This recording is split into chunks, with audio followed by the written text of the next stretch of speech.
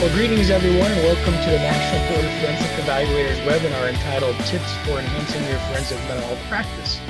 My name is Aaron Norton, and I'm the Executive Director of MBFE, and I'll also be your moderator for today's webinar. This webinar is a service that MBFE provides to all of our members, as well as members of our partnering organizations, such as the American Mental Health Counselors Association and several state and local professional associations. For those of you who aren't familiar with MBFE, we're a national not-for-profit organization officially endorsed by the American Mental Health Counselors Association that provides quality training and certification in the specialty area of forensic mental health evaluation for licensed mental health professionals. We maintain 3 specialty credentials, including the Certified Forensic Mental Health Evaluator, Certified Child Custody Evaluator, and Certified Forensic Behavioral Analyst certifications. We also advocate for all appropriately trained and licensed mental health professionals to be able to administer and interpret psychological tests. For more information about MBFE, please visit our website at mbfe.net. Now, I'm going to launch a couple polling questions to try and get a sense of who's in the audience and kind of take a pulse on some of your thoughts about today's topic and what you're really interested in us focusing our time on. So for the first polling question, I'm interested in your professional identity. So you should see this on your screen now. The question is, please select all that apply to you. You can select one or more of the following options, and those options include counselor, psychologist, social worker, psychiatrist or psychiatric nurse practitioner, and finally, marriage and family therapist. Okay, we'll go ahead and close this polling question out and we will share our results. Looks like 92% of you identify as a counselor, 8% as a social worker, and 8% as a marriage and family therapist. No psychologists or psychiatric professionals in the room today. And in case you're curious as to why we're getting more than 100%, the answer is because you are able to identify more than one professional identity, so we can come up with more than 100%. Our second polling question is, we're asking you to describe your level of expertise in forensic mental health in terms of certification. So your options are, you can say, I am a certified forensic mental health evaluator, a CFMHE, as certified by our board. Or you can select, I'm an applicant or a candidate pursuing the CFMHE credential. Your third option is, I'm interested in pursuing the credential. And finally, you can click, I'm not interested in pursuing the credential. So 54% of you are certified forensic mental health evaluators, a little more than half of you. And then 23% of you are applicants or candidates pursuing the credential. 15% are not pursuing it but are interested. And then finally, 8% of you are not interested in pursuing the credential. So we'll launch our third polling question. How many attorneys do you have a sound relationship with? Your options are 1, 2, 3, or more than 3, and I guess 0 is not an option. All right, we'll go ahead and close this polling question out then and launch our results. 55% of you said 1, and 18% said 2, 18% said more than 3, and finally 9% of you said 3. So that, I think, will be helpful information for our presenters as well. Okay, so we will stop with the polling questions, and then I'm going to go ahead and introduce today's presenters. Our first presenter is Dr. Norman Hoffman, a highly regarded psychotherapist, the president and founder of the National Board of Forensic Evaluators, a nonprofit public charity, and a board-certified mental health counselor. Dr. Hoffman is in full-time private practice in Ormond Beach, Florida, both as a licensed marriage and family therapist and as a mental health counselor. Dr. Hoffman began his work with the Devereaux Foundation in 1963, specializing as a music therapist for children.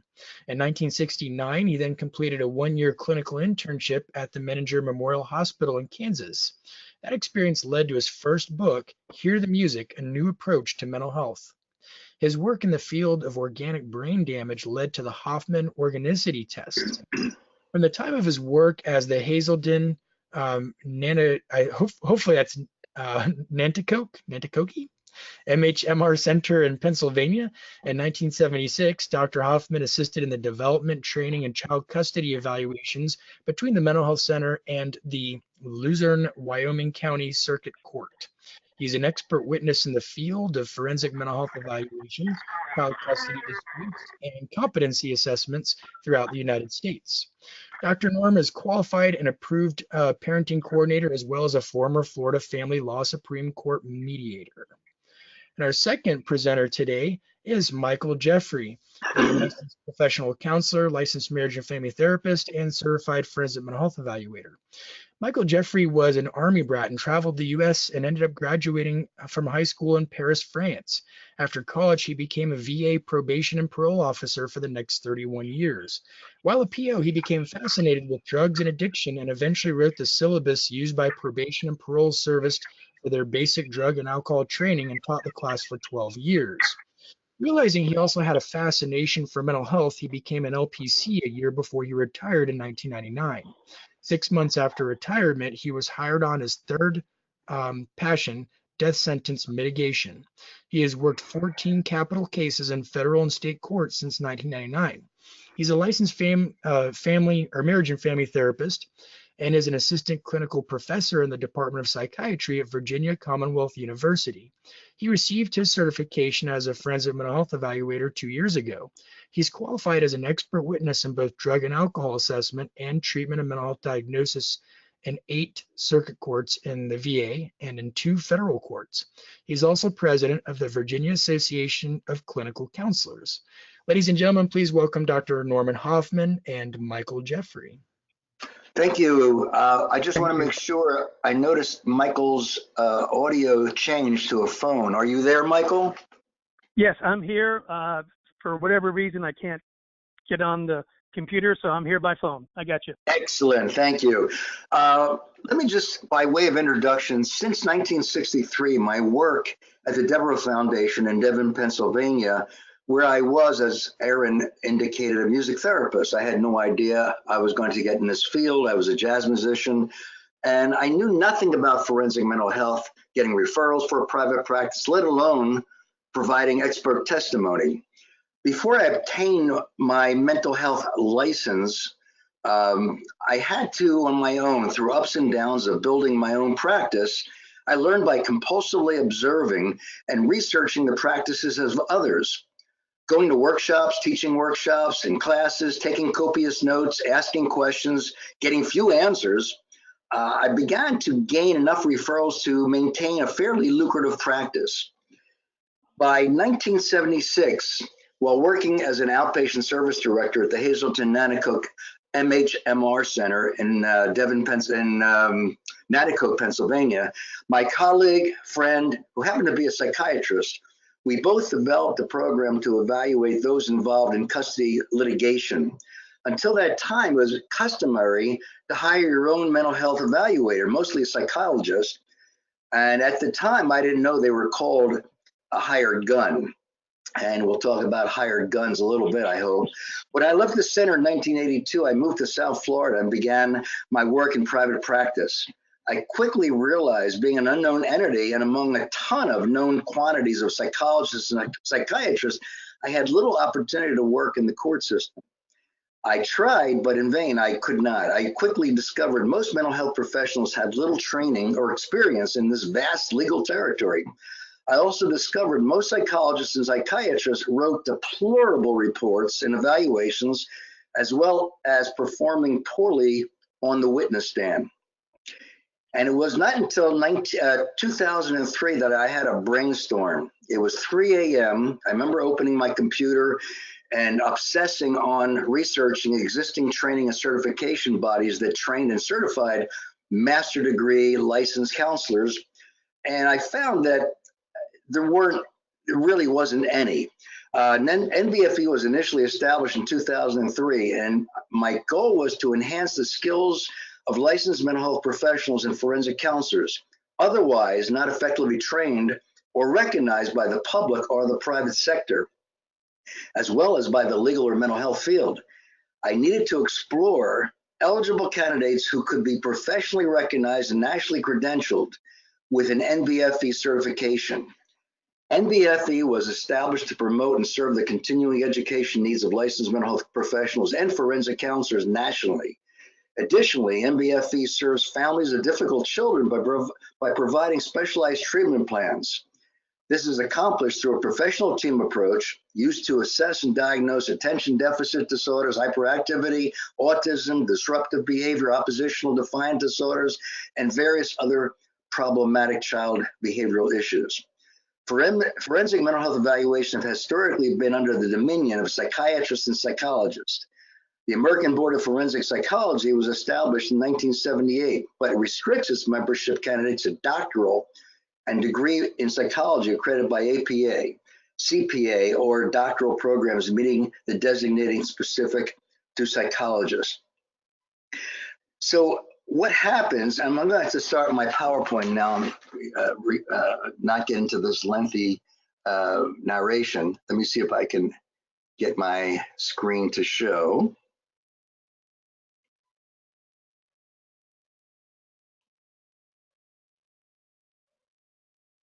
Okay, hopefully, Aaron, you let me know if the screen is showing. Yes, your screen is showing. Excellent. We have it right now. It's in your thumbnail view instead of your. Okay, I'm going to put that slideshow. There we go. Okay, Perfect. thank you.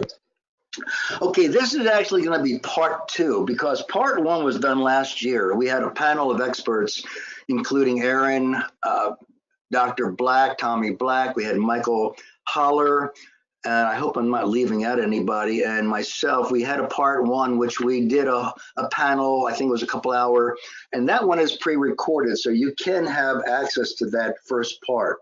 This is the second part, which we're going to take questions, and if you want to ask a question, as Aaron said, just raise your hand and he'll try to unmute you and you can go live. Okay, the more attractive resume is very, very important. You've got to maintain and update your CV. Now, one of the things you never do is change your resume to each kind of specialty that you might be being asked to perform as an expert. For instance, I remember I was asked to conduct an expert testimony. So back years ago, I changed the resume and updated it to serve children. And the next time I updated it to children, elderly. And next time I did it for disabilities. Well, don't do that. That's a real major no-no. Keep one resume. It must be updated. If you want to update it, type the date of the update in the header or footer, doesn't matter where. But do not change it for each time you are called on to perform or conduct one.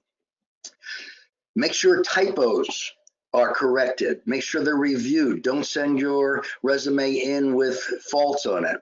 Keep the CV objective and avoid subjective self-promoting characterizations. I've seen many resumes and CVs where they promote themselves as an expert. They use words that are superlative, pompous kind of statements. Just keep to the facts, be absolutely objective, and avoid padding. I've seen non-licensed people use words like marriage and family specialist, and they try to indicate, and especially the religious pastoral therapists, well, if they're not licensed, they try to pad it to make them sound like they're more of an expert than they really are, or not an expert, but at least have the certifications and license, which they may not have. Or they may have certifications from unrecognized facilities and venues.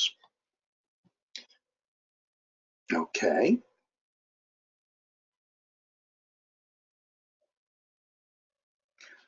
Avoid jack of all trades expertise. Keep your expertise to a minimum. Don't try to act like you have 10 different expertise. Back when I was working at Devro, I was unknowingly and unwittingly becoming a child development specialist. I was a music therapist, and I was working with retarded children, emotionally disturbed children, neurologically impaired, retarded, limited, and psychopathic adolescents. And I had no idea during that 6 years I was gaining tremendous expertise in child development and incredible supervision. So that happened consequently. Avoid strange interests. Don't talk about these weird things in your resume that you might be interested in, like, geez, what could be weird? I don't even know what would be weird, but you could think of yourself. Be careful what you have written on social media. Really be careful, because that stuff can be researched by the cross-examining and opposing attorneys. Many people put pictures of themselves in a drunken condition at a party. Really be careful, because if you're going to be an expert, make sure that you are clean and you don't come on and surprises by the opposing counsel. Make sure your published articles, papers, and books written or presented and enhances your standing. Even if they're not peer review, have them in your resume. You know, the opposing counsel may, if he's savvy enough, may ask you whether they're peer review. You may say, no, they're not, but I've written these particular articles in particular magazines. That's okay. And if they're specialty magazines, that's okay. If they're peer review, it's even better. Have cultivation of a special avocational interest or hobby. You know, talk about intellectual things like chess, sailing. Gosh, you can just list those things: stamp collecting, coin collecting, or maybe some, you know, esoteric thing, but it shouldn't be strange or bizarre. Make sure you have, if you do have a supervisor that's well known or to be thought of as an expert. Many people today, especially in colleges, they come out of college and voila, within 1 or 2 years of supervision, they're now doing psychotherapy, and their supervisors are probably less known to the public and have no prestige whatsoever. So if you do happen, if you're lucky enough to have supervisors that have written articles or so forth, please have their names down. Be ready to use that in your resume, or because that's going to enhance who you are. Okay. Dr. Hoffman, yes, before sir. we go any further, we have a raised hand from Tom Murray. So Tom, I'll go ahead and unmute you if you'd like, and then this would enable you to be able to talk directly to Dr. Hoffman. You there, Tom? Yep. Hey, Norm. Tom, I'm doing okay. I wanted to just follow up on a comment you made a moment ago about publications. You know, I have about 15 publications, but do they have to be in the area? Are you saying that we should have publications in the area that we would potentially be called as an expert witness, or that we have a trail of peer-reviewed publications that cover a variety of issues? If you're really fortunate, it doesn't happen all the time, that you're going to have an article that you did on that very thing you're going to be called on. That would be great. But no, it doesn't have to be. Long as they know that you are intellectually moving forward in your career, and you've written about a variety. In fact, if you've written about a variety of subjects, even if they're not pertinent to the situation you're going to be an expert in, that's okay. It just adds to it. If you just, for instance, about 6 months ago, I was called into a hearing, and this fellow was a bizarre spiritualist, and the cross-examining attorney happened to ask me, well, you don't know anything about religion, do you? And I just happened to say, well, I do have also a PhD in pastoral psychotherapy, which, you know, I don't usually use, but all of a sudden it happened. I was very fortunate, and it shut them up. But yeah, it'd be great if you had one, but no, use all the articles you have. It enhances who you are as an expert. Thank you. Thank you, Tom. Do you mind if I chime in on that, Norm? Sure. Yeah, I agree with you wholeheartedly, but I'll also add I think it's great to include any publications, articles, whether peer-reviewed professional articles or professional magazines, association newsletters, whatever the case may be, on anything mental health related would be great to have in your CV. But also, if you are specializing in certain types of forensic evaluations, certain types of disorders and things, and you haven't ever written an article in that area, then I would encourage you to consider doing so, and then submitting it for publication to one of our professional magazines, or for some of you to a peer-reviewed professional journal, because that will further enhance your CV, which I think is pretty much what it sounds like what you're saying, Norm. Yeah, just to add to it, even if it's not related to mental health, it does enhance you as a person of interest, that you're exploring your fund of knowledge. So everything doesn't have to be mental health. It could be on butterflies, if you will. But I would, because that shows that you're an intellectually sound person, seeking knowledge and so forth in a variety of areas, and that would be okay too. The next thing is, what are the, and this is where we're going to be getting our referrals from. The main flux of referrals come from attorneys. They don't come from judges, or they may come from a variety of other sources. But your attorneys, and that's why Aaron did that polling to ask you about your attorney knowledge and who do you have as an attorney reference. These are gold mines, and you have to learn how to explore and utilize these particular referral services.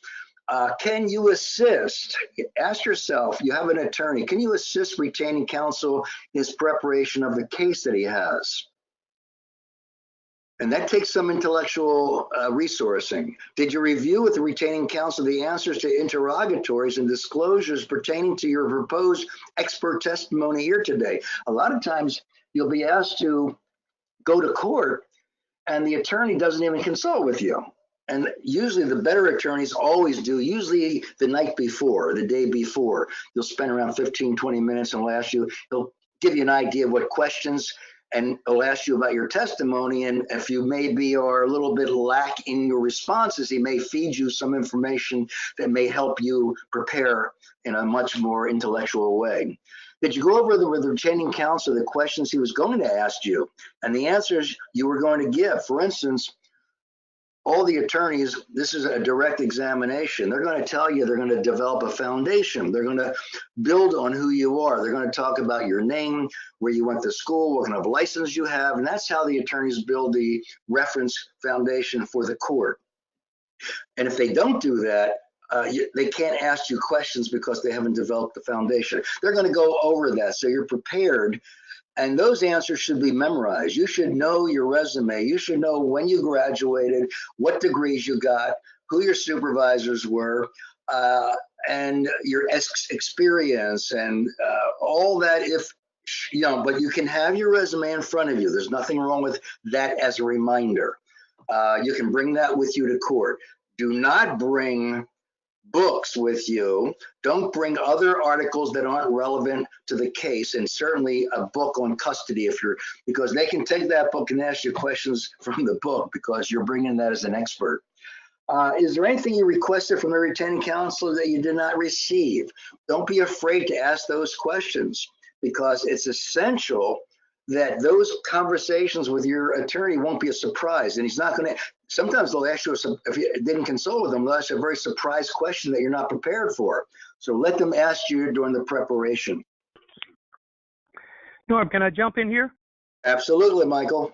Okay, this is Mike Jeffrey. Most of you, what do the attorneys want? Well, you're going to have attorneys that specialize. Some attorneys specialize in divorce. Some attorneys specialize in criminal cases. They're going to want different things. An example, a divorce attorney will often send you a client, and what he'll want you to do is basically let him know if the client he's sending you has any mental health problems. That's going to come up in court. Sometimes he's going to want to ask you to give a really good guess as to whether the client's opposite, the wife or the husband, has a mental health problem. Attorneys love that. Now, the most recent forensic mental health evaluation I did was on an individual came to see me from an attorney. There was a divorce pending. And basically his wife said he had a drinking problem. And he says, I don't have a drinking problem. What am I going to do? I says, well, you could do a forensic mental health evaluation to see, let me do the testing, let me talk to the people in the family, let me do the investigation, and I can write a letter. You're either going to have a problem or not. Okay? That was a good case. That same attorney would often send me people where he didn't particularly want a mental health evaluation. What he wanted was treatment to get the person together so they could actually handle going through the divorce. But also, there's a little niche that I've picked up, and that is, look, you give me enough information, and even though, gosh, gee willikers, it may be a tad bit unethical, I can give you a good guess if the other side has a mental health problem. In which they do, the attorney can exploit that. Now, that's the divorce side, and divorce attorneys, they're very nichey. They gossip with each other. If you get one or two that you're working with, they will let your name be known out there. Criminal attorneys are a little bit different. They're more insular. It's really hard to get them to talk unless they're in the capital death penalty business, where everybody talks to everybody else. But just for your regular cases, again, when a criminal attorney sends me a case of someone pending a charge, okay, what first thing I ask them is, what do you want? You know, I don't get into guilt or innocence. That's not my business. I can do a mental health evaluation if they have the money, and that will come up with a treatment plan, which is critical. But there's also some information you need from the attorney. You need to know from the attorney is, how big a deal is this case? How upset is the Commonwealth or the prosecutors on this side? What are they going to bring up? What do I need to look into? Most judges are into treatment. Some aren't, depending on the jurisdiction, but that's something, when you get to know different attorneys, you'll understand. For instance, I work out of Richmond, Virginia, and if you have a couple of jurisdictions, they're very treatment friendly. One jurisdiction, oh my God, it's not. That's an important thing to know, because that can really set the tone of what you're going to do. And there's also a thing of, is there family support? And is there room to make a deal? If I can come up with a mental health problem and a good treatment plan, are they willing to make a deal even before court? Those are the kinds of attorneys you want to work with. So hopefully that was helpful. Thank you, Michael. Great information. Just jump in anytime. I appreciate your help. You know, maintaining one's competent and professional image, that's an interesting idea. You got to be careful that you're not one of these kind of guys. I guess the question is, did you really sow your oats at this point? Because a lot of people during their professional time, when they're maturing, they may go to bars, they may drink a lot, they may have, go out with a variety of different girls and women. And you got to be careful of that image in your community. Once you establish yourself as a forensic mental health evaluator certified by MBFE, you got to be very careful of what you do, who you say it to, how you say it. Of course, in your own personal home, that's one thing. You're maintaining your own image there, but you got to be careful. Everybody's watching you, especially where I live in Volusia County. It's a very small community. I go to the mall, and at least 10 people know my wife and me automatically. And so they'll say, hey, I saw you at the mall. Say everything, you're always being watched. So just think about, you're always being videotaped, especially in your office. Just always remember, your client can always be recording you. So, and I hate to sound paranoid, but it's true. Avoid unprofessional business cards or names implying the expert is a professional expert. Make sure those cards are professional. Don't start to be pompous with these particular cards and glorify yourself. Be very professional and get a half decent card. You don't have to spend thousands of dollars, $50, $100, but don't go get these $15, $20 cards that are in white background and they look like they're printed by yourself. And the same thing goes on with stationery. Don't use the stationery. Use a template on your Word document. Get a nice logo, get a nice heading, and make sure that's a heading. So every time you type something, that's your stationery. So it can come out in color and bright and beautiful, and Word can help you with that incredibly. And that's what I do. All my documents are through Word, so I don't have to worry about even purchasing stationery. Again, the information on the web page that can hurt your expert image. Again, social media, we talked about that. Now, what about dressing appropriately? During your office hours, you maintain a certain attire. and that attire doesn't have to be in a suit. You can just make sure you're not going in dirty jeans and a dirty shirt and stuff that you go out to work out in. Make sure that your reputation is there and people can look at you and say this is a professional. What about writing low quality reports? Dr. Valerie Watt, who is the oral examination chair, I'm on the committee. Tanya Douglas is on the committee. Aaron sees them all the time. We've seen deplorable, absolutely horribly written reports. And these low quality reports, we don't accept them during the oral. So anybody knows that they're certified knows that we accept highly qualified reports. However, I would say 85% of the reports, maybe 90% of the reports from psychologists, psychiatrists, mental health counselors are deplorable. They're really poorly written. They don't know how to do a mental status. Their language is colloquial many times, and they don't recognize it because we don't get trained that way when we're in college. And some of us who are well schooled in English do it better, but there's very few of us who have that education. So make sure that you learn how to write a good, high quality report using syntax, language skills, et cetera, et cetera. Be firm in request to retaining counsel for the time and resource required, and make sure you do a first-rate job. Even call the attorney to say, is there anything else I can help you with? Is there anything maybe lacking in this, that you need? Be careful and confidentially state all opinions using the correct words for the case. Let me get rid of that. I don't know how to get rid of that. Okay, here it goes. Good. Carefully and confidentially state all opinions using the correct words for the case at hand. Make sure they're succinct in your reports.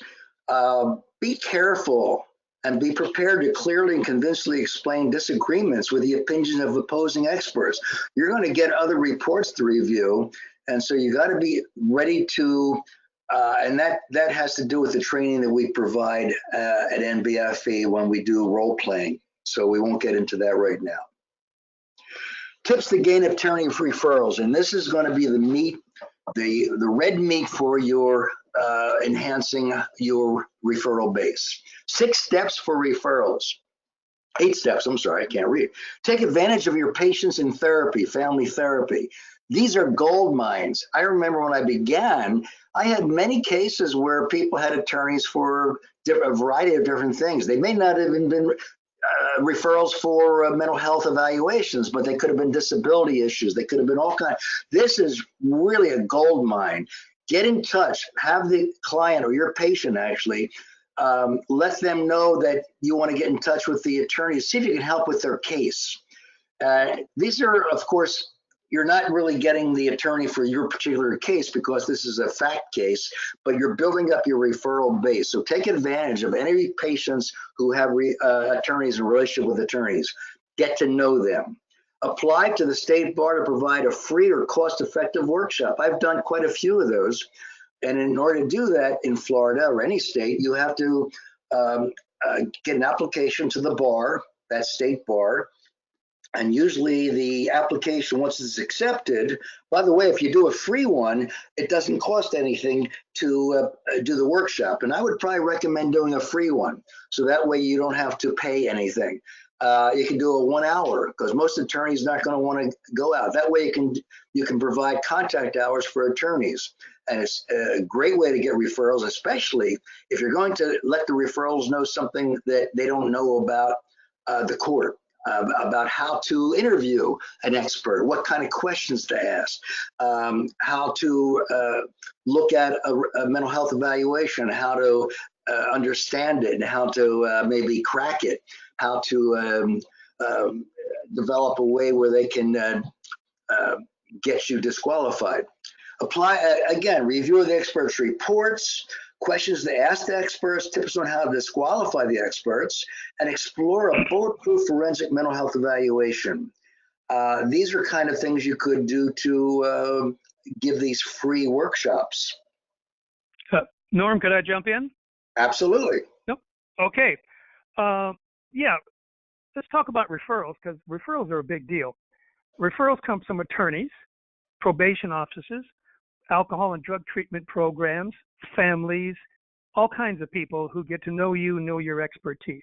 Now, historically, we sort of stay away from drug or alcohol clients because they have a bad tendency not to pay their bills. When they're facing a jail or prison, that situation changes. I do a presentation. I've done it for bar groups, probation offices, groups of parents of substance abuse abusing spouses and children. I call it crisis du jour. And basically my presentation is, look, whatever crisis is happening right now in front of you right now, stop, breathe. The problem with solving this crisis is you're not going to fix the problem. You need to find out what the problem is. Sometimes what you need to do is just let the crisis get worse. So the person who has the crisis finally goes, oh my God, I got to do something about it. But solving the crisis is not the issue, it's solving the problem. And in order to find out what the problem is, you need a forensic mental health evaluation. And I'm the guy to do it, or I can give you a good consult on how to go about doing it. So that seems to be a big hit, especially with attorneys and more the families. Every town, just about, or university is going to have some kind of organization of people in recovery, and then families of people in recovery. That's the key, is going and talking to them, getting them to understand that their children, their spouses, whoever, who have mental health and substance abuse problems, stop jumping and try to fix it all the time. Try to stop and figure out what the real problem is and come up with a really good treatment plan. That seems to be a big hit where I'm at. Back to you, Norm. Thank you, Mike. Yeah. On this particular page, if you see questions to ask the expert, tips on how to disqualify the expert, that is the kind of workshop that I would recommend doing for attorneys, because family law attorneys especially don't know how to really ask experts questions. I'm going to bring on Aaron right now, because some of the questions would be real, because Aaron is also an expert in quite a few different areas, substance abuse, psychological testing, etc. And he might come up with some questions. For instance, what I come to mind is, if someone's doing an MMPI, you might say, and they do a whole thing on the MMPI, you ask them, what's your qualification level? And a lot of these people who are not really qualified, they're doing these tests and they're not really qualified to do them. They don't even know what the C qualification means. And I bet Aaron can even think of some other questions an expert can train an attorney to ask those supposed experts who are doing evaluations, how to disqualify them. Can you come up with a few questions, Aaron? Certainly. So you're looking for questions that attorneys might be trained to ask forensic evaluators to try and sort of get them kind of disqualified or to discredit them on the stand, it sounds like. Yes. So I guess one example I could give in my area of expertise, substance abuse evaluations, what I commonly see is that a lot of evaluators use assessment tools that do not have validity scales built into them, and they are entirely based on self-report of the client. In fact, our textbooks in the substance abuse field often include tons of those tests, and they're well-established tests that have been around for a long time, like the Michigan Alcohol Screening Test, or the MAST, or the DAST for that matter. And my problem with all of those tests is that they're entirely based on a client's accurate self-report. They don't have validity skills to detect signs of exaggerating or minimizing symptoms, or defensiveness or denial or inconsistencies. So you'll get screening. They're really more screening tools than they are complex tests that could be used well in a forensic setting. So a consultant might work with an attorney to look at the tests used by the evaluator and say, all these tests, the evaluator concluded that this client does not have a diagnosable alcohol use disorder, but the evaluator used tests that entirely are based on accurate client self-report. The client can just deny everything down the line, and there'd be no indicators that they may be doing so. So then they might be coached on asking questions that challenge the tests used, instead of using tests like, say, the SASE-4 that has subtle attribute scales and defensiveness scales and looks for random answering pattern or inconsistencies, those sorts of things. So sometimes we'll see that people are choosing tests that are well known and reputable, but for the context, for a forensic setting, they're not the best test to use and could very easily be criticized. Another one, we recently did an oral exam actually where somebody was using a projective psychological test. And in the forensic arena, there's a lot of scrutiny or criticism of using projective tests like the Rorschach because they're a little bit too open to interpretation, a little bit too subjective, and different evaluators, it's too easy for different evaluators to come up with different conclusions versus more quantifiable tests. So that could be another area. And people have defended those tests saying, yeah, but I get really rich, wonderful information about the client from the test. And I couldn't argue that, especially in a therapeutic or a clinical environment. But in a forensic environment, the opposing counsel could be educated on reference material in forensic evaluation, textbooks that talk about how projective tests are strongly criticized in the field and how the majority of forensic evaluators frown upon the use of such tests because of their subjectivity. And that can become yet another sort of kink in the armor when somebody's on stand. So I think those would be a couple examples. Is that the sort of thing you're looking for, Norm?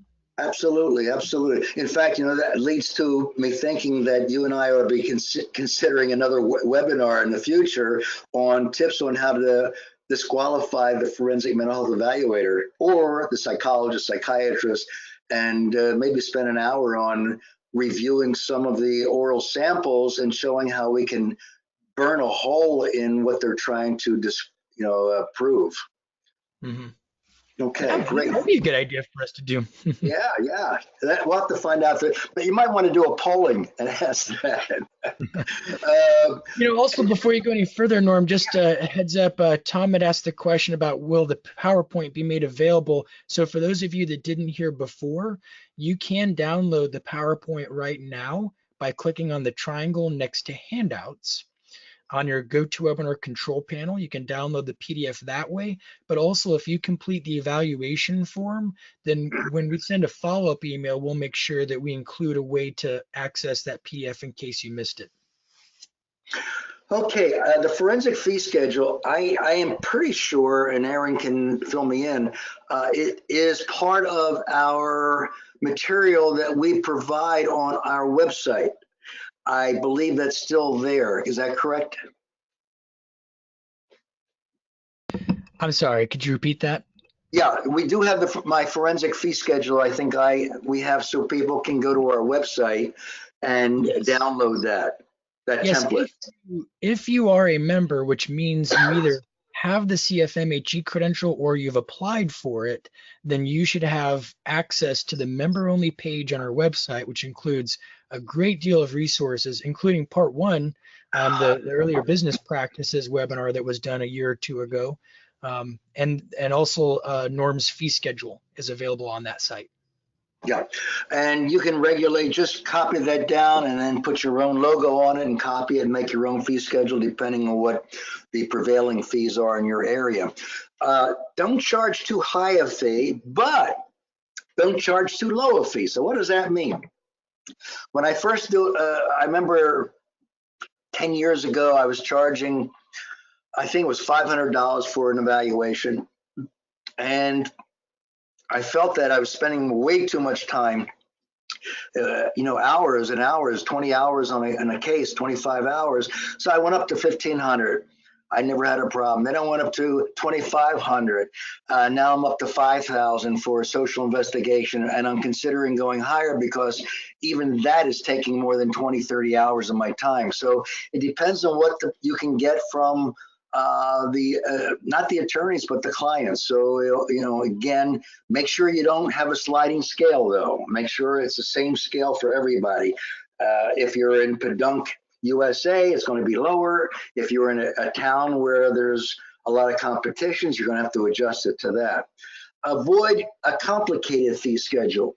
Again, when you see our fee schedule, you'll see that it's not refundable, and there's a reason it's not refundable. And there is payment in advance, and you don't release your evaluations until, of course, you get paid in full. So you'll look at that and adjust it to yourself.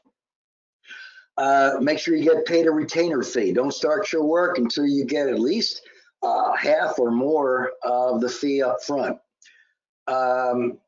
Get paid. Make sure if you're going to testify, again, you're going to get paid at least 2 weeks before you testify, and make sure it's not refundable. And it's funny because when I went to a Mark Ackerman workshop years ago, Mark would say, I don't refund anything, even though the case doesn't go to court. And everybody looked at him perplexed. He said, what do you mean you're not going to refund it? You didn't do anything. He said, yes, I did. And he said very boastfully, I'm Mark Ackerman. And they probably didn't have the case because they knew I would testify. So everybody looked at him like, you pompous bastard. But anyway, he was right. He was right. So, but I heard that response. I said, hey, wait a minute. If you get a reputation in court that you're really a good expert and you can't be broken, it could be the attorney says, look, we don't want to have Aaron go to court. We don't want to have Mike Jeffries because we know we can't break them. They're going to kill us in the case. So we're going to settle. So they settle. And then the client says, I want my money back. No, it's already in your contract. Oh, hey, Norm, let me throw in something. Yeah, I was going to ask you, Mike, to fill in. Yeah, here's something that's happened a couple of times in the last couple of years is I get a call and it all needs to be done in 2 weeks because we're going to court in 2 weeks. And so I can't do a full evaluation. I can't track down all the records I need to, but I can do the testing. I can talk to the family. I can go to the jail and talk to the inmate. So I give them a half price for the 2 weeks. That's happened twice. Otherwise, it's full fee. And I need at least a month and a half to do it. And yeah, so I just want to throw that in, that in the criminal justice system, there will be people to come to you. They finally realize, oh my God, this whole thing's falling apart. Something needs to be done. We need some kind of a treatment plan, but they've only got 2 or 3 weeks to do it in. So again, I cut them a half price because I can't do the full complete evaluation. I can do the testing. I can do the interview of the family. I can do the interview of the inmate, get all that stuff done. But as far as digging up their entire medical and mental health records and substance abuse records and things like that, there's not enough time. So I cut them a half price on that. Just still going to throw that in. Okay, and it's interesting, Michael, because now we're into your lucrative niche. And one of the things I am aware of, Michael, has a very unique niche that has been very productive. I'm not sure it's since you became certified or it was before that. So maybe you can start talking about your practice and what you've done since you've been certified. Okay. Basically, so let me go a little bit before I was certified. I spent 30 years as a probation and parole officer in Richmond, mainly working narcotics. Became licensed, started quite quickly after being licensed working capital murder cases. And then I kept having attorneys coming to me saying, hey, I get this problem. Can you help me out? Can you see this person? Can you do something? And I struggled with writing a report. They were sort of similar to the old probation reports. I struggled with how do I charge these people? And what do I charge them? Then up popped forensic mental health evaluators. And I thought, oh my God, this is so cool. This is a whole way for me to take this beyond. So that's basically what I've done. I've taken the referrals and the cases that I get from attorneys and people, and basically now I've developed a new structure. One niche I want to talk about is the ability to explain your evaluation and a mental health diagnosis in a manner in which the court can understand. Psychologists don't seem to get this. They do a standard report with a standard ending. The forensic mental health evaluation form that we use allows you to really open up at the end, give your professional opinion, and answer some questions that you know people are bothered by. An example would be, you have a 22-year-old who's just made a whole series of bad choices and bad decisions and acts like he's still 15 or 16 years old. And I'm saying to myself, okay, I know what the judge is thinking. The judge is going, what the hell is going on with this 22-year-old? It acts like he's a child. Well, in my report, I explained that he has ADD.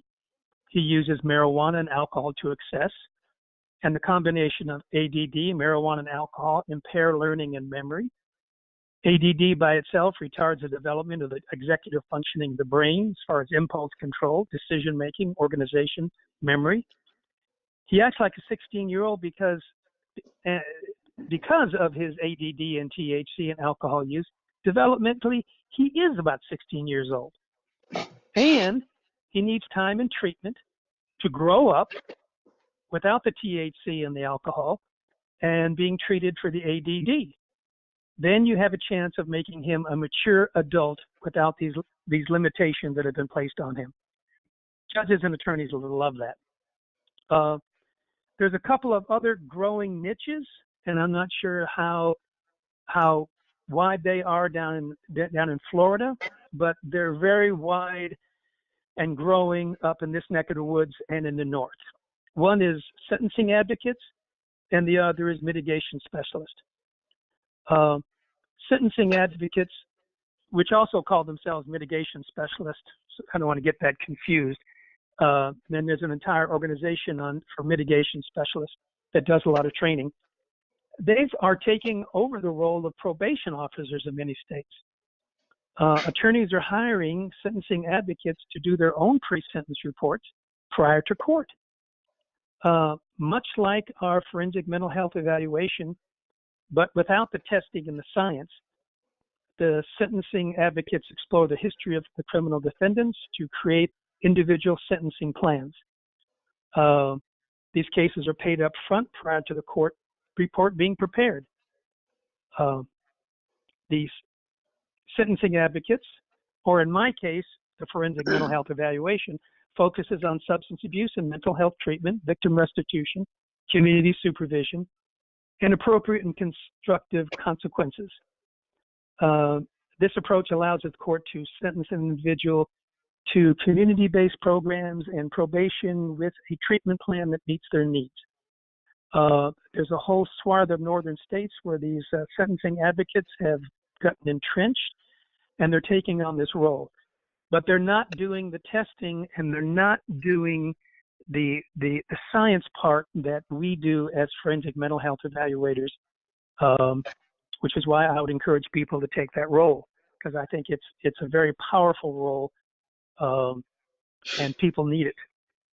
Now, mitigation specialists, again, they're different. They're paid by the court, either federal or state, and they're needed for individuals charged in capital cases, someone who's facing the death penalty. The mitigation specialist basically investigates the individual, their history, their past, in order to help the jury avoid giving a death sentence or perhaps be more inclined to give a life sentence. If you just read the newspapers and watch the news, there are so many people out there with severe mental health problems who commit extremely violent crimes. A lot of these people are going to be charged with capital murder. The ones that most jump out to me are schizoaffective disorder, people with schizoaffective disorder and schizophrenia. I've worked a number of those cases. Juries don't really care that much if someone has a substance abuse problem. They don't care that much if someone has some depression. They do seem to care if there's a severe mental health problem. And that's a particular niche. I've switched my mitigation specialist recommendations and formats and everything over to the forensic mental health evaluation part. I don't do testing on those cases. I wouldn't touch that with a 10-foot pole, because that's when we bring in national experts to do that. But the forensic mental health evaluation format works great for both the sentencing advocates and the mitigation specialists. And they're a big hit with attorneys, again, simply because psychiatrists and psychologists, what they do is they get on the stand, say the person has this diagnosis, and that's it. They don't give an explanation of it in depth. They don't give the family history. They don't give the long history of mental health problems, and they don't come up with a decent treatment plan that really meets the needs of the individual and society.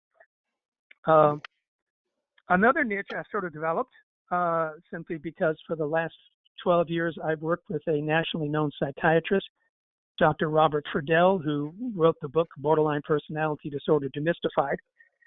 And I teach a two-hour class on clinical psychotherapy, which is about the relationship between psychiatric symptoms and medication.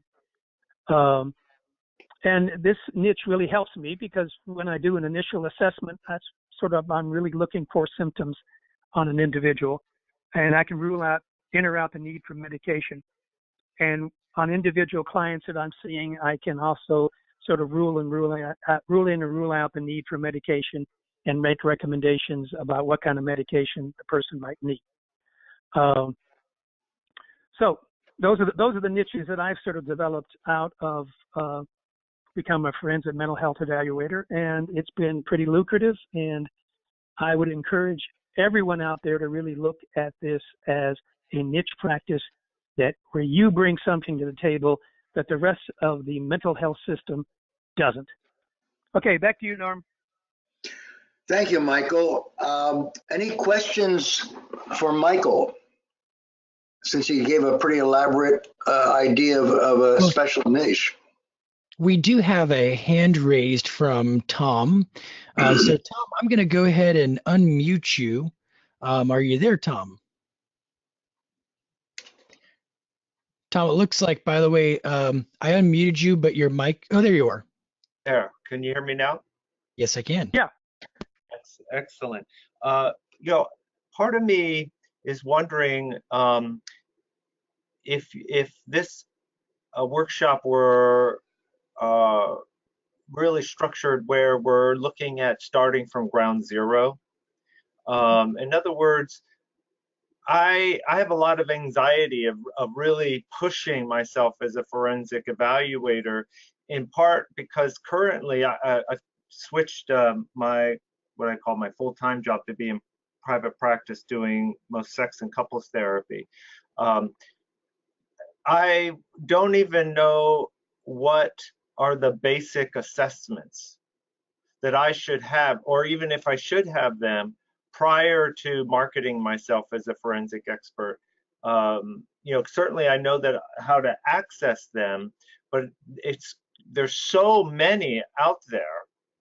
How do I know which ones to select just starting out to ensure that if someone were to say, I want to have an evaluation by the end of next week, I don't know if that's how it's done, but then there's almost this sense of urgency of, oh crap, I have to get all of these assessments together in that short amount of time.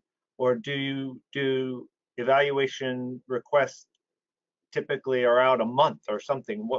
Those are the kind of the basic questions that I have that are really ground zero questions.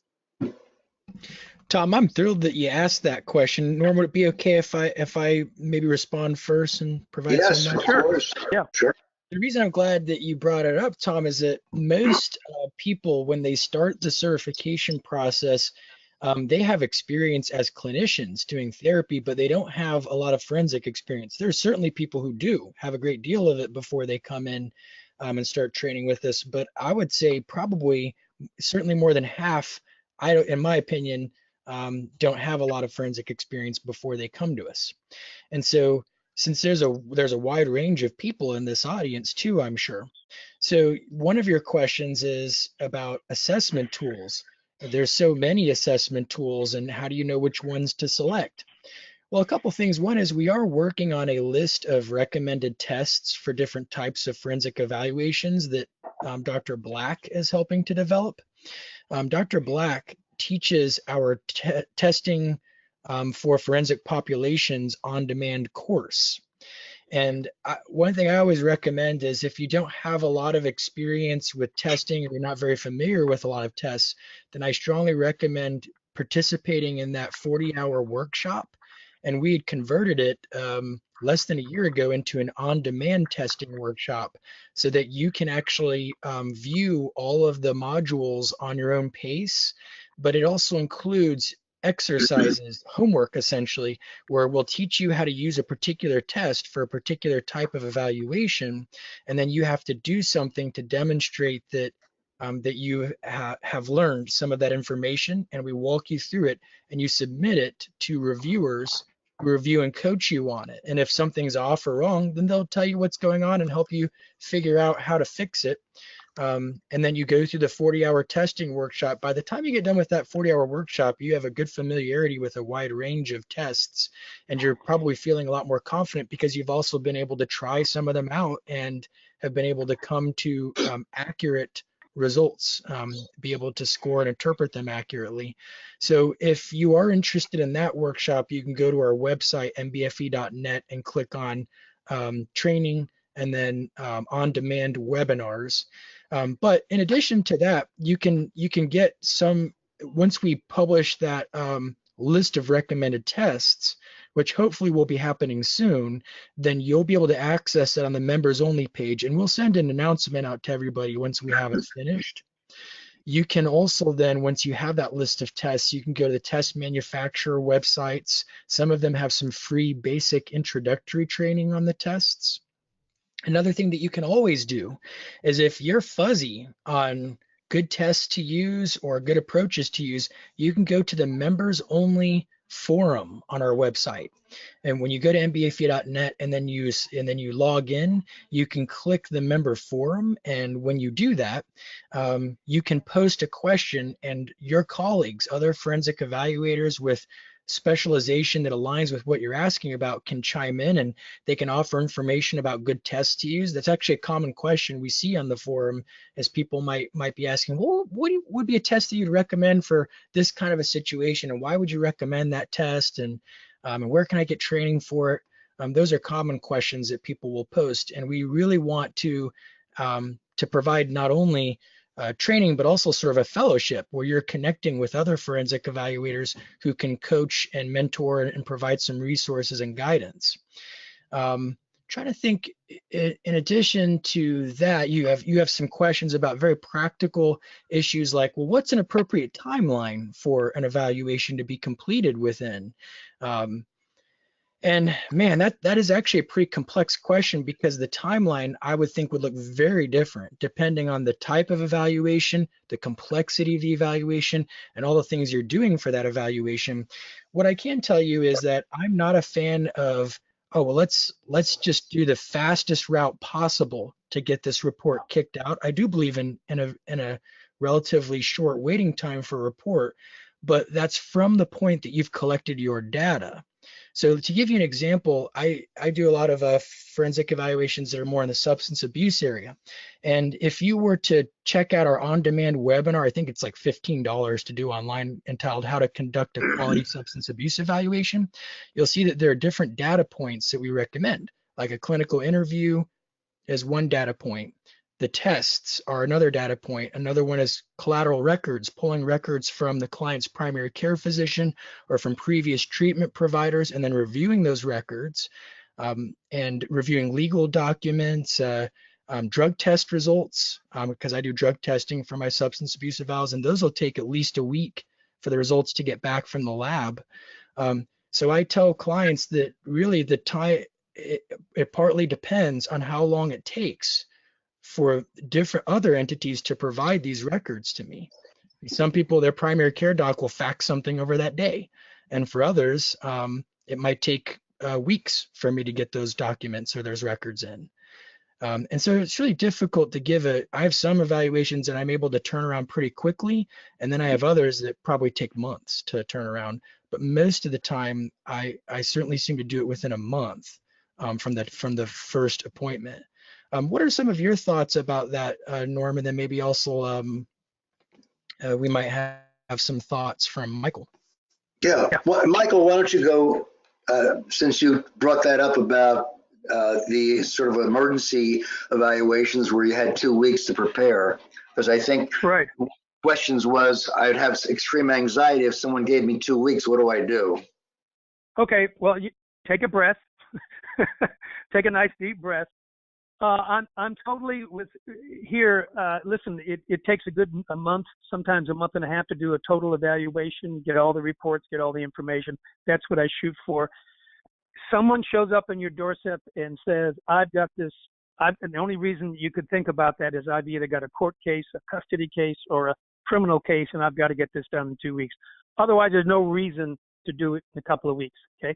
Then, well, I was thinking you do the standard, you do the biosocial history questions, the clinical interviews, the DSM-5 cross-cutting symptom measures, the SASE, the Maryland Addiction Questionnaires.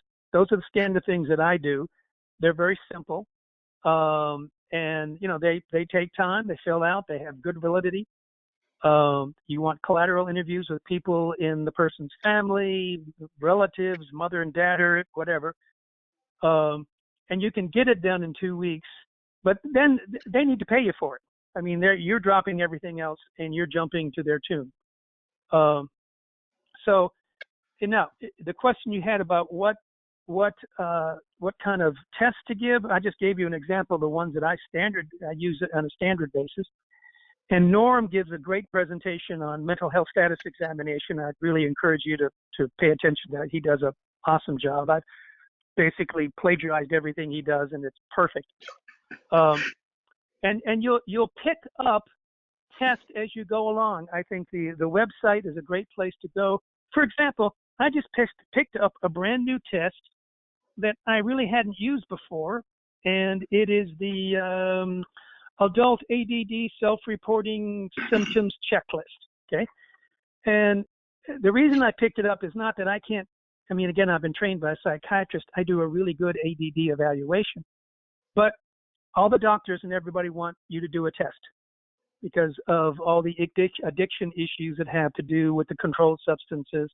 So I picked this up, not that I particularly need it. I do that to make other people happy because it seems like a doctor doesn't really want to give ADD meds unless there's some kind of test attached to it. Okay, that's a learning curve. Be happy to do it. No big deal. It takes an extra 5 minutes. And it's not going to change the outcome. So I hope that was helpful. Good. Thank you, Michael. Yeah. Okay.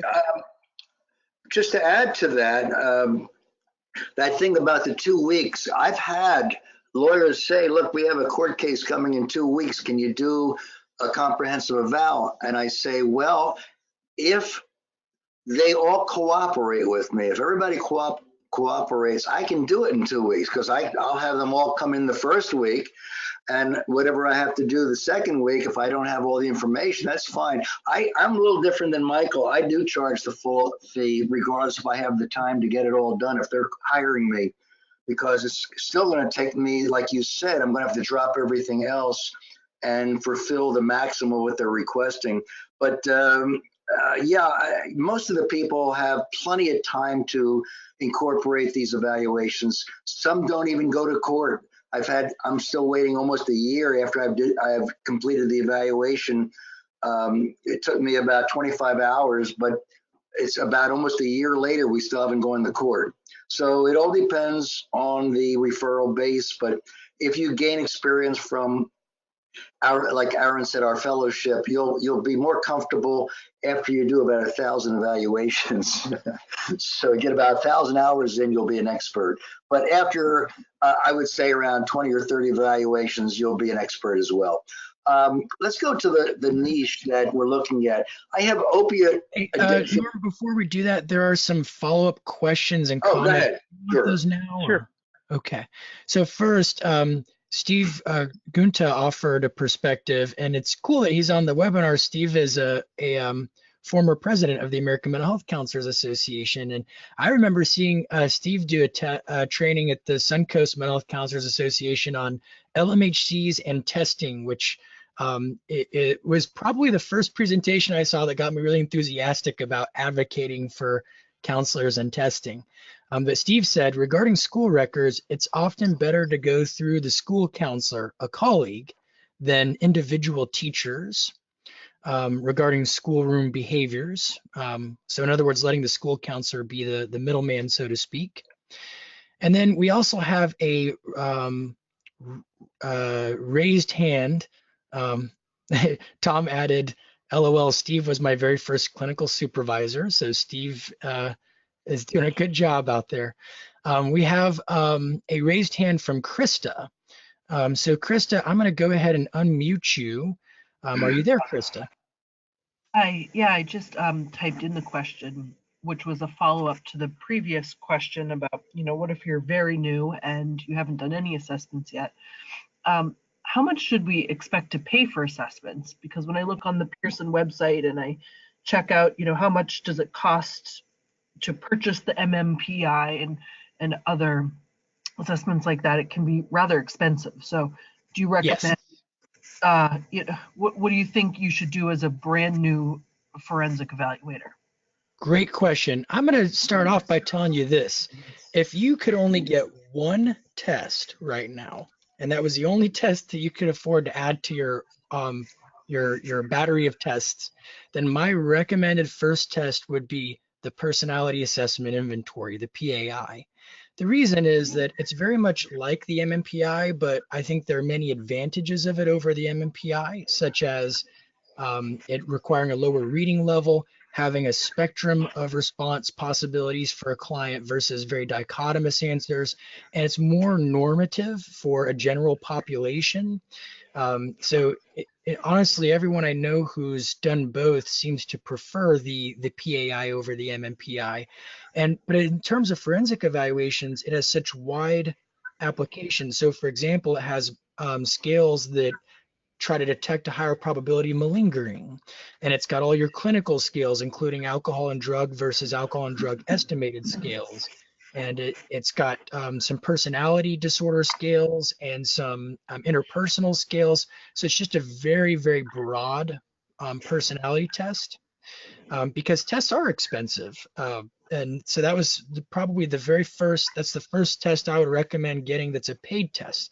Now we're going to be doing a webinar that you'll see on our website. It's only in like a couple weeks, and it's on how to use some free screening tools and tests, including the DSM-5 cross-cutting symptom measures that Michael alluded to earlier, and also some screening tools that are on the SAMHSA website. These tests do not have validity scales built into them, but they're good supplemental tests at the very least, and they really help guide your clinic. You can learn about those, and those are free. Then as far as going out from there, what I would suggest is to answer, well, what will be the next good test to get? You'd have to look at what's your area of specialization, because that'll make a big difference. And what can you expect to pay for tests? Well, I've seen tests that run from as little as maybe $50 for a starter kit to probably closer to like $500 for a starter kit. So it really depends on the test, but usually you're probably looking at least a couple $100 for a starter kit for a test. So that would be something to keep in mind. I wonder if Norm, you or Michael have anything to add to answer this question. Yeah, I do. I used to buy the test like they were $300-400 for the test, the whole packet. Now PAR and both Pearson has the Q Global, where you pay for each test as you go. The MMPI for law enforcement costs $30, so you just buy them as you need them. And it's all free. The Q Global. PAR has the same thing. You just purchase how many, like I think 25. You can't just purchase 2 or 3, but I think they're in bundles. So there is a less expensive way to purchase. And I agree with Aaron. The PAI is, we've taken a poll of our forensic experts, and most of them are using the PAI. The PAI has a variety of different usage. You can do law enforcement, you can do correctional, you can do a variety of different ones for adolescent. And they even have one, it's a 22 question soft form. I use a lot of times as a screening device. It doesn't have the same validity scales, but it's a very good screening device. But yeah, does that answer your question, Krista? Yeah, it does. Thank you so much. You're very welcome. Again, we're back to this slide. Your niche, that we're going to look at different kind of areas. I have opioid addiction, and then down at the bottom, substance abuse. They really go together. Opioid addiction today is a pretty highly touted issue in terms of the whole country being addicted. A lot of the people are addicted to opioids.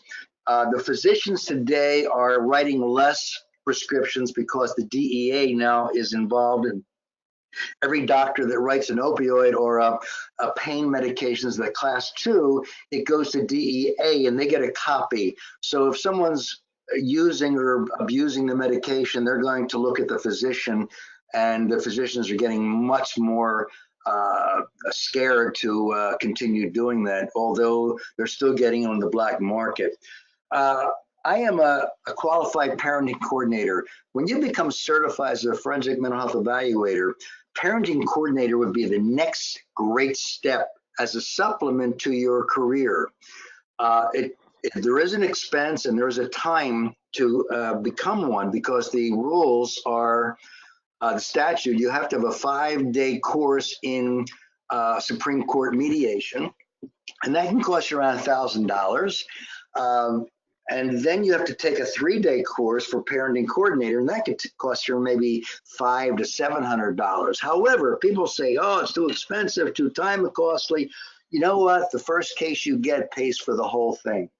I used to charge, I used to charge $150 an hour because all the attorneys were charging $250, $300. And then I realized I'm way underpriced. So I'm now charging $200, what I think is still reasonable. But one case can gain you thousands of dollars. So the course itself, there's only about 22 states that have that statute. So if you're in the state, and you can look up the states that have it, I would definitely become qualified as a parenting coordinator. Again, Supreme Court mediation. I found that in 5 years, I was a certified Supreme Court mediator. I had 1 referral. So you don't have to stay certified to become a parenting coordinator. You just have to take the course. So I gave up my certification because I felt attorneys were better equipped at doing it because of the special structure that occurs when you're done mediating. There's a lot of legal issues you have to prepare for the court.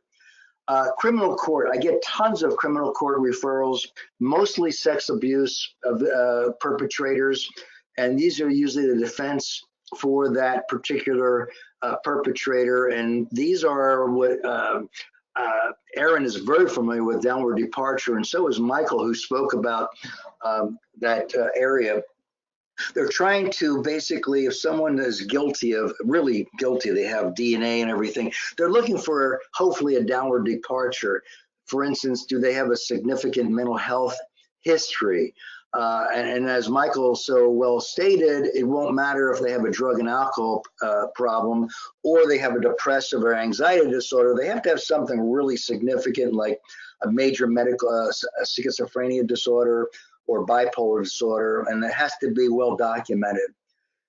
I do a lot of family court, a lot of social investigations, and this is where, again, you want to make sure you are really well equipped to deal with the attorneys in your area, so they're your referral base. And again, I told you before, I unwittingly became a child development specialist because of where I was for 6 years. But again, my rule of thumb is at least have 3 years of specialized experience training and work in the area of whatever your niche is. Make sure you have your resume, you can demonstrate who supervised you, what courses you took, possibly what kind of training you had, and well document your area that is will become your lucrative niche. Social investigations. It's interesting, unless you're not familiar with social investigation, that is a court order where the attorneys agree they want it's not just a child custody evaluation, it's everything. You do home investigations, you go to the home and if you can, and it's a forensic mental health evaluation on steroids. And this is the only evaluation that you don't have to worry about hearsay rules. If those who understand what hearsay is a child told you something, or the other person, a collateral contact told you something, and all other investigations that you're doing, you can't repeat what someone told you, even though you were court appointed to do a forensic mental health evaluation. And unless the judge allows it, the other attorney will say that's hearsay. So you have to actually understand how to give back information without providing what was actually said. But in the social investigation, the hearsay rule is waived. That means you can talk about anything the clients told you verbatim. You might have a special niche as an assistant to attorney with their cross-examination to help them undermine the other experts' opinions. You might find all kind of flaws. I've never seen an evaluation by anyone that we couldn't debate against or create an idea that they were wrong or they're off base. Assistant, oh, jury, I have July. It's jury. Let me correct that. Jury selection. There is, I know there is an FBI agent we had, he talked about he was going to do a webinar on jury selection. I don't have expertise in that, but maybe others do who work in the criminal court. So this is something that you, if you have special expertise or training in it, it might be an idea. Provide a second opinion. Someone has an expert and they have an evaluation already completed, but they say, look, we don't like the way that came out. Would you do one to see how it came out? Last 2 years ago, 3 years ago, we had I do a lot of police recruit and fitness for duty. And one of the examiners evaluated someone. They said he was not fit to become a police officer. And the captain, the chief said, we like this guy. Would you do an evaluation of the same person? And I found, he found out because he had done marijuana and some ecstasy 10 years before, he felt he wasn't fit. And my God, 80% of them would never be approved if I did those evaluations. So I saw the guy, he was great. So I got hired by that particular police department and he was let go. But again, you might be hired to do that. Assistance with depositions. We have special webinars, I guess, for depositions, how to prepare. And that's beyond the scope of this particular webinar, but depositions are brutal. And a lot of people, I remember when I first started, I thought I was doing great in court and great in depositions, and I realized I was a flop. And you just have to recognize what you can do, what you should do, and what you don't do. Again, review of other experts' report. I'm going to sort of go a little bit faster now because I realize we're starting to get to time constraints. You'll review other experts' fitness for duty evaluations, police, law enforcement evaluations, weight loss, surgical evaluations. I used to do a ton of those because I would never take reimbursement for the insurance. A lot of insurance reimbursements will only pay you like $30 or $10 or $20. So I was only taking cash, but some of they don't want to go to anybody who is not taking insurance anymore. So I haven't done any in the last 2 years. Any other expert specializations that you want to do? Defense for the defense attorneys.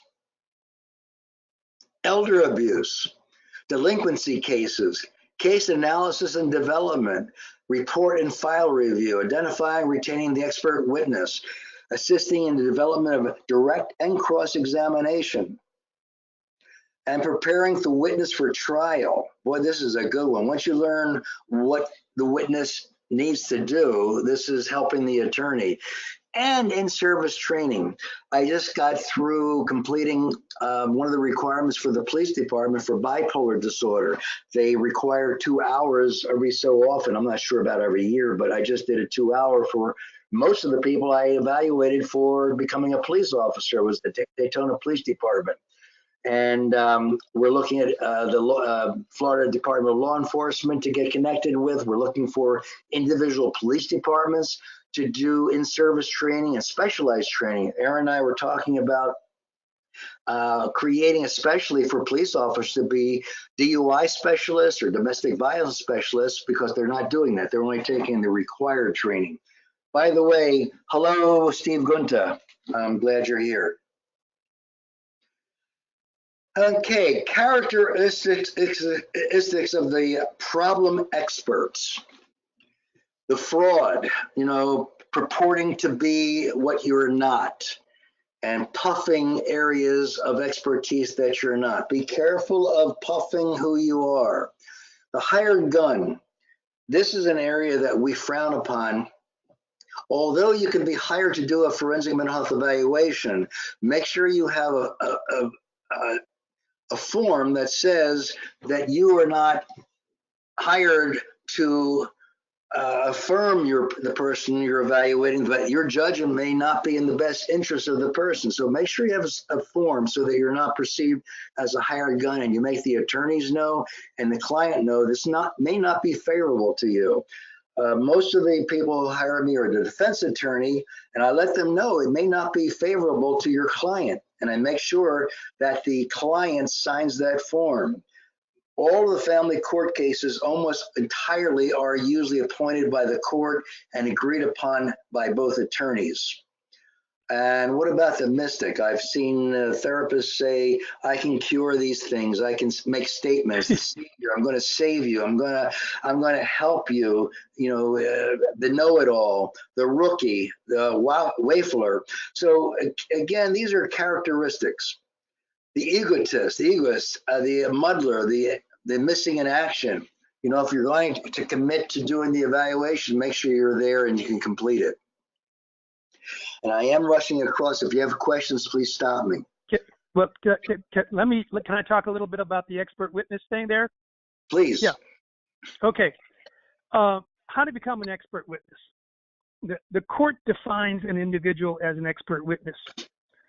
A person is permitted to testify in a court of law because of a special knowledge or proficiency in a particular field that is relevant to the case. An expert witness may give his or her opinion within the area of their expertise. An expert witness testifies voluntarily by agreement with one of the parties and is entitled to compensation. You get paid to be an expert witness. By comparison, a fact witness is an individual who can be a therapist and a counselor, who has personal knowledge of events and can testify to what they have personally observed. They do not offer opinions and they don't get paid. Avoid being a fact witness. Now, there's a growing belief by judges, Commonwealth attorneys, prosecutors down your neck of the woods, and lawyers in general, and this is my personal opinion, that the mental health system, comprised of counselors, therapists, social workers, and psychologists, have all moved to a point of presenting only the best side of a client and do not conduct unbiased, logical appraisals or evaluations. They feel like the mental health system has started to lose its objectivity. The forensic mental health evaluation, in my opinion, is your way you change that opinion, and the courts like it. Now, to become an expert witness, I would encourage you to pick the right attorney and the right case. Put yourself in a position to do an evaluation and have the attorney present you as an expert. Usually the court will agree, but once you've been qualified as an expert witness, you can go on the stand in any other jurisdiction and answer the question, have you ever been qualified in the court of law as an expert witness? You can say, yes, I was qualified in such and such a court on such and such a date. Okay. Again, being an expert in mental health evaluation and treatment, substance abuse evaluation and treatment is all part of the forensic mental health evaluation. That way you're covered. Then you can move around to different courts, juvenile, general district, circuit. Once you have a series of multiple witness testimonies under your belt, then you don't need to go to court that often. Then the judge will accept your vita and your forensic mental health evaluation, and that's all you'll need. I mean, going to court is fun. Well, not for most therapists. It's terrifying. I've done it for 50 years, so it's no big deal to me, but most people don't like it. Now, I totally agree with Norm, and I'll use a more harsh term. Don't be a whore. Keep it clean. Integrity is everything. The report, good or bad, it goes to the attorney. If it makes his client out a future serial killer, he'll trash it and he'll never hire you again. So what? Your reputation and integrity will stand. The worst reputation you can get is somebody basically who is hired to do what the attorney wants you to do. That is critical. Everybody will know it. Okay, sorry, back to you, Norm. Thank you. Again, how do you promote yourself as an expert? What percentage of time is spent as an expert? I would never recommend being 100% as an expert, because then we can quote you as being what Michael referred to. In fact, uh, that you just don't do. You want to make sure you have a spread of experience. Again, have a percentage of time in your practice, and as for a forensic mental health evaluator, I always like to have a couple patients. I'm semi-retired now, so I like to have 3 or 4 patients a week, maybe about 50, 60%, 70% as a forensic mental health evaluator, about 20% as a, I don't know if my percentage is working out, but or a parenting coordinator. I like to spread it out as a variety and keeps my mind fresh. And it also looks good in court. Okay, how many of you would prefer? Oh, these are polls I'm not going to get to because. Okay, the rest of this is, it says office tips, tongue in cheek, and I mean this sincerely, tongue in cheek. I read a book back in the 70s called Games Psychoanalysts Play. And I pulled out the most fun stuff, but as fun as it may be, these are really interesting concepts from a psychoanalyst, how he felt he wanted to present himself to his patients. So I'm just going to maybe provide that kind of information for you. Make sure in your office how it looks. Make sure your diplomas, again, take this or leave it. Your diploma should be displayed. You should have a bookcase.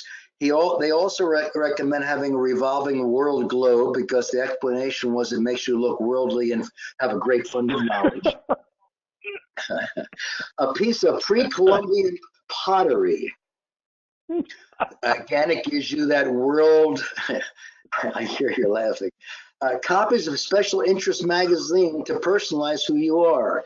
But again, be careful, it's not bizarre. Don't have expose magazines or I don't even know what they're called, the Inquirer. Don't put those in there, but have special interest magazines. And again, tongue in cheek. Cocktail party tips. This was really interesting. And this will be fun for you. If you're having a party and you feel you can afford a party like this, you have 4 to 6 colleagues and their partners. 1 artist and his partner, her partner, 1 musician and their partner, a poet with poems, a businessman and a partner, a politician and a partner, 2 multiculturals, 1 to 2 transgender and gay lesbian individuals, 1 hippie and a son and a daughter with them. I don't know if I'm going too far extreme, but I thought this was a lot of fun. At a cocktail party, top career woman and a partner. Again, this was written in the 70s. I'm not sure it even applies today. Top career woman, unescorted, 1 to 2 relatives, and 2 dullards. Interesting. Food tips. Either elaborate hors d'oeuvres or a good caterer. High shelf liquor, plentiful and varied wine, large olives, bartender and an assistant. Lunch hour is a popular game among young therapists who are eager to establish their private practices. Munch, not lunch. Dress British, think Yiddish. I thought that was interesting. That's pretty existential. Buy elegant but simple. Never admit to patient feeling of being bored, angry, tired, loving, lustful, depressed. You know this is coming from a psychoanalyst. Never speak of a patient or admit to feeling curtly, aggressively, critically, solicitously, or jokingly. Know your theories. Know Freud. Even though we don't do Freud much today, make sure you know forces usually, and these are what Freud's normal things are. Forces usually exist outside of awareness, unconscious mind. Harry Stock Sullivan grew up in a rural wilderness and developed interpersonal relationships. Adler, frail physique, placed great emphasis on body defects as a source of neurosis, inferiority versus superiority. Know your theories again. Horney, a woman thought in terms of cycles. Melanie Klein wrote extensively about intra-urine experiences and established a theory on breastfeeding to eat and be eaten. Young, an Aryan in favor of Hitler's ideas of racial superiority. Zats, a nonconformist coming out strongly against the categorization and labeling of mental disease. Otto Rank, creative personality. Well, whether you think I am a little weird bringing this up, I thought it's a book that you can't even get anymore. So I thought I'd bring out the most important issues. And some of these issues, I remember after reading that book, I made sure I had a globe in my office. I don't know why. I guess I was subliminally influenced by that. And people people would actually look at the globe and say, man, you must be really knowledgeable.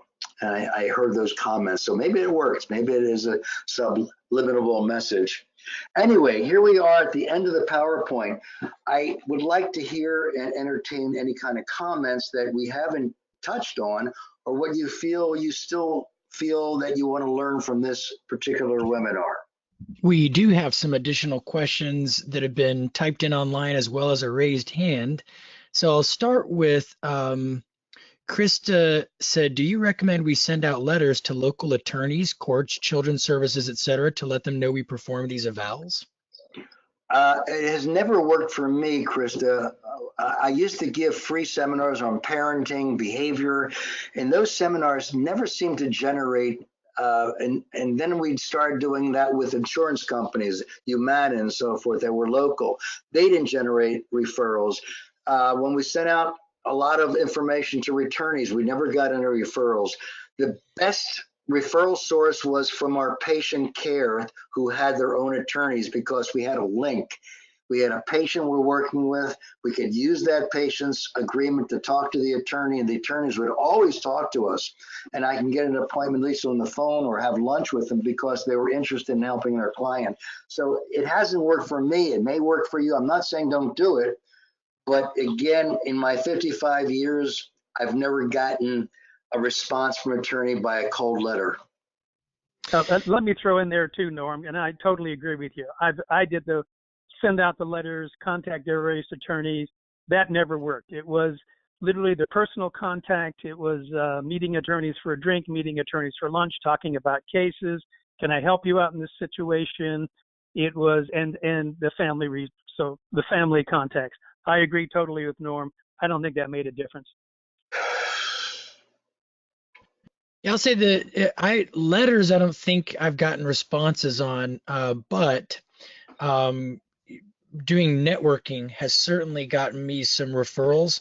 But I would also say that presentations I've given have given me some referrals too, because but the reason why I think is that I give presentations to mental health professionals, and then when people contact them to see if they can do an evaluation, they tend to refer to me if they don't do those evaluations. So that's been a good way that I've gotten referrals myself. I'm also a little different because my group practice is also a licensed outpatient substance abuse treatment program, and one of my specialty areas is forensic substance abuse evaluations. So a lot of probation officers and attorneys and government agencies use the Substance Abuse and Mental Health Services Administration's directory of licensed substance abuse treatment programs to refer people to for forensic evaluations and substance abuse, and we're on that list. And I've gotten lots of referrals that way. Yeah, referrals are, again, the attorneys are your gold mine, because once you establish a good relationship and you went to court or you did an evaluation that was helpful to that attorney, even though you're not a hired gun, man, the word spreads. Also, once you go to court and establish a relationship with the judges, they start talking about you when you go to court, and they'll talk to lawyers about you. I have 3 judges that, my God, they're my best PR. They're talking to attorneys, hire him for parenting coordinator. He's great. They'll go to court. They have attorneys there and they say, contact Hoffman.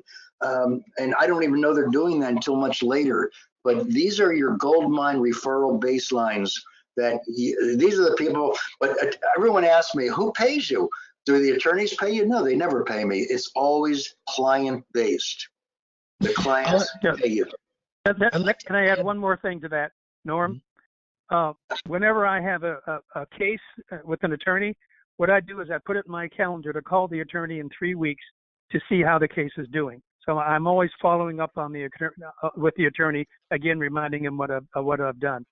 And again, I agree with giving presentations once you start doing this to other mental health experts, because then they're a big source of your referral.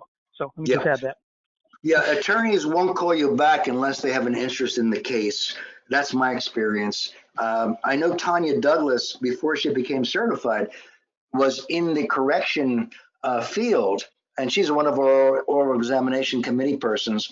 And when she got certified, she had tons of referrals from the judges and the attorneys and correction officers. Man, she just walked right into a gold mine, and she left the correction field, which she was getting very little money, and all of a sudden she walks into, as a certified forensic mental health evaluator, she walked into a gold mine of a practice.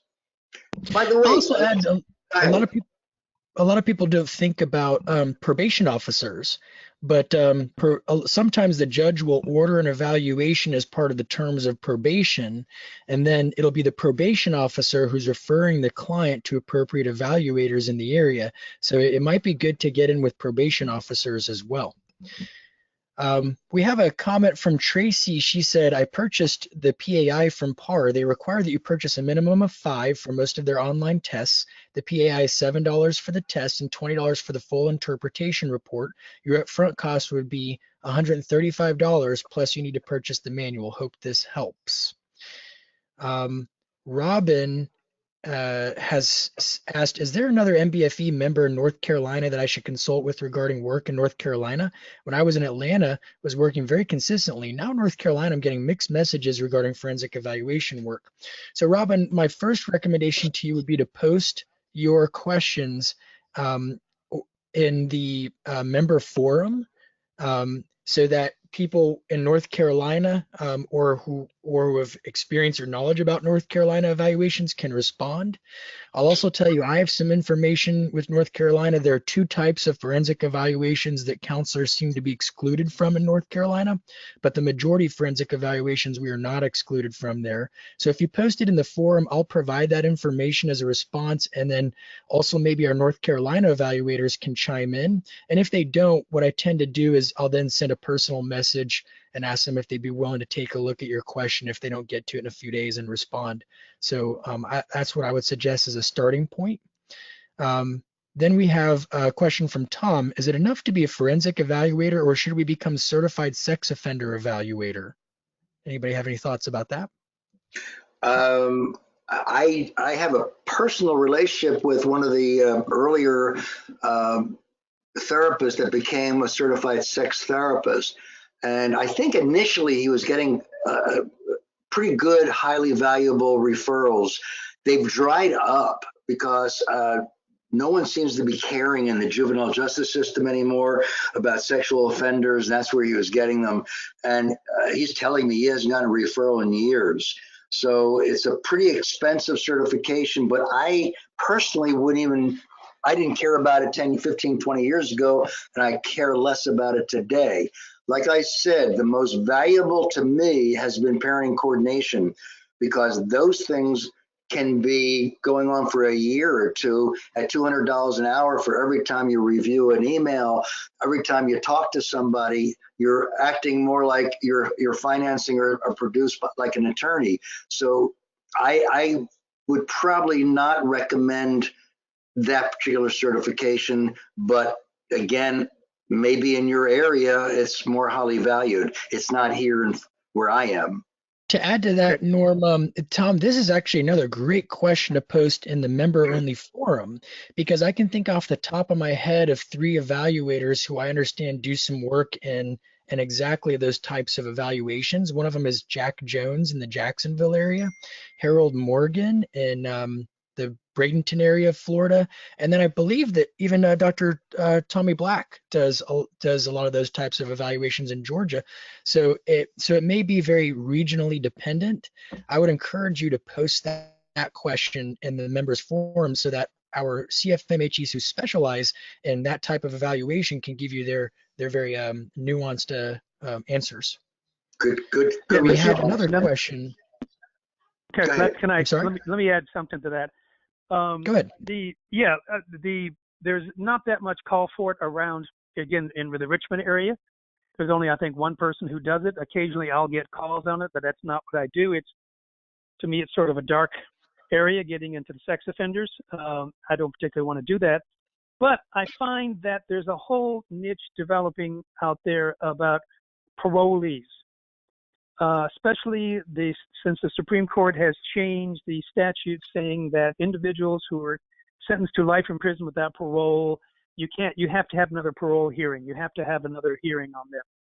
So it's a significant amount of those individuals who were basically sentenced to life in prison without parole because of sex offenses. Well, now they're 20 years old, 25 years older, and there is a call for individuals to do testing on them now to see if they're still sex offenders. That's the only niche I found that is out there for that particular need. So let me just throw that out there for you. Okay. All right, so we have also a kind of a question/comment from Holly. She said, but if they are your patient/client, then you can't do an unbiased forensic evaluation due to you already having an established counseling relationship with them. I'm sure you can answer that, Aaron.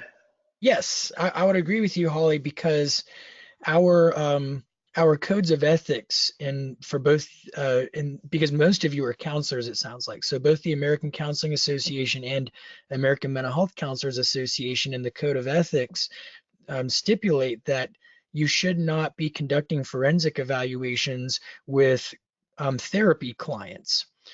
Because you lack objectivity. If you're a client's therapist, then you're there to help them accomplish their goals.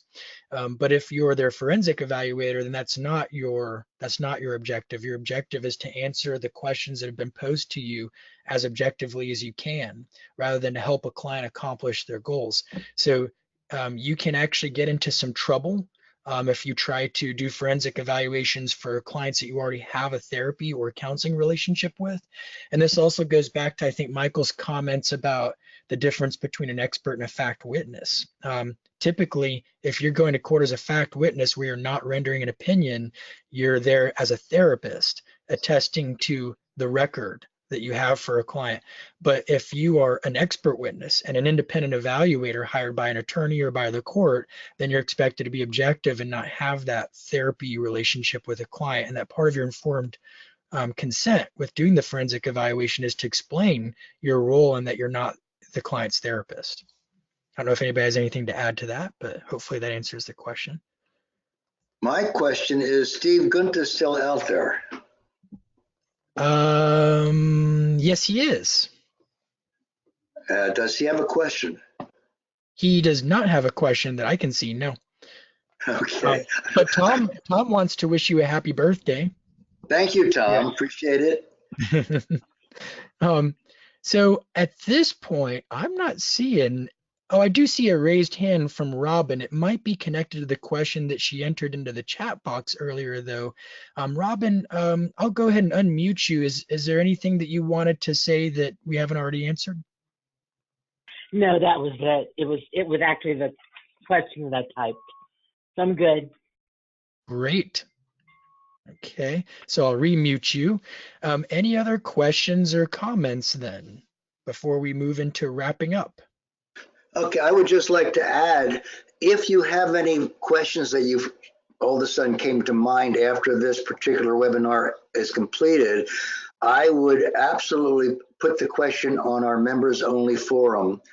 It's the only forum of its kind in probably the entire world for mental health professionals who are in the forensic area. And this fellowship is the most unique venue ever thought of. So this is the great place to put your questions. So you're going to have hundreds of people being able to respond to that, and many of them will be forensic experts in this field. So take advantage of our live forum, please. We'd love to hear from you. Now, I want to let you guys know about a couple resources. One of them is we do have our next webinar is only a couple weeks away on Friday, July 25th from 12 p.m. to 1 p.m. So it's a 1 hour, kind of like a lunch webinar, and it's entitled "How to Use Free Online Assessment Measures for Mental Health Evaluations," where you can learn about the DSM-5 cross-cutting symptom measures and SAMHSA's online screening tools as a way to supplement both your clinical and your forensic evaluations. So I'd encourage you to check that out if you're interested in that topic. We've got several other webinars that are coming up too. And another thing is that we will probably be launching a pilot project that's sort of a colleague collaboration where we actually have a free online meeting periodically where we get to just chat and pick each other's brains and things. That might be another good mentoring resource for those of you who are new. And I also want to remind those of you who are kind of newer to doing forensic evaluations and you feel overwhelmed maybe by some of the information that we've been discussing or the terms that have been tossed around. That's okay and it's normal. And I always suggest if you're going to start off with just one specialization, one type of forensic evaluation that you already have a good degree of comfort with through your therapeutic or clinical work from the past. So for me, that was substance abuse because I had done lots of substance abuse treatment work. So I decided to start off by specializing in substance abuse evaluation. And I just did that and only that initially. And that would be a good way to simplify things and take things down a notch is just pick one specialization, do a little extra training, see if we have any specialized webinars and training materials on that particular type of forensic eval. And if we don't, reach out to us and we'll see if we can either create one or put you in touch with an existing one. And then just make it easier that way. And we can give you training resources and information to build up that one area of specialization. Start off slow. I want to remind you all to please complete the webinar evaluation form, which will appear on your screen after we close out the webinar. If you miss it, you'll get a follow-up email in about an hour, and you'll want to complete it today to make sure that you get appropriate credit. And remember, you only get a CEU certificate if you registered for the paid version of today's webinar. If you did a free attendance, then that certificate won't be available to you. But if you just change your mind and decide you do want a certificate, let us know and we'll help you upgrade your attendance for today. Steve said to let you know that he'll be in his office the next few hours. Feel free to call him if you need to. Okay. And it looks like that is about it. Any parting words then from either Norm or Michael? Just I wanted to wish Norm a happy birthday, and I appreciate you letting me be part of this. Thanks a lot. You're great. Thank you, Michael, for coming. Okay. I forgot to mention, just remember on our members only page, we have another webinar from the past where we have 3 panelists talking about additional business practices.